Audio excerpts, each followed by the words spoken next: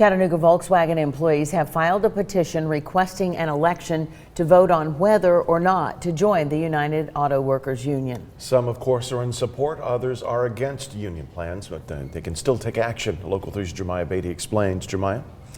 Greg, Cindy, the petition was filed with the National Labor Relations Board. I spoke with an attorney who says if the election succeeds, the Chattanooga Volkswagen plant could become the first to unionize in the South. However, those actions can contest against this to ensure their voice is heard. Unionizing is an opportunity some workers say will secure a stake in the company's future. And now is a very good time for us to get this done and continue helping the company succeed. The UWA claims a supermajority of the plant's 4,000 production workers have signed cards supporting union representation. The automaker has attempted to find a middle ground with workers. They raised wages by 11% in November. However, some Chattanooga workers are the first to ask for a vote in the union's campaign, which was announced last fall after the UAW won contracts with Detroit automakers. So we're going to come together as a union and get a voice and let them know that we're the most valuable assets in the plant. I sat down with Jimmy Rogers, a union side and labor law attorney, to ask about the message this could send to other factories across the South. I think it's going to put a lot of, especially the major employers, on edge because they're going to see that, hey, this is certainly possible. He explained what would happen if the vote goes in the union's favor. The presence of a union may cause an employer to pay more in labor than they otherwise would want to pay.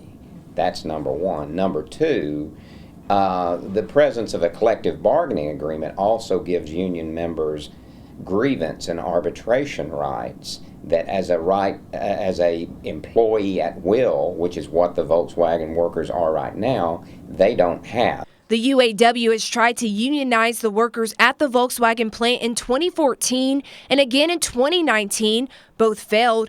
Rogers says this time may be different. And there's a growing movement, especially among younger workers, to support unions. And so the UAW, I think, is trying to parlay that into success here locally and then use the success here as a building block to jump to the Toyota plant in Huntsville or Hyundai in Montgomery and other facilities and just keep the ball rolling. Volkswagen has responded to the petition saying, "We respect our workers' right to a democratic process and to determine who should represent their interests. We will fully support an NLRB vote so every team member has a chance to vote in privacy in this important decision."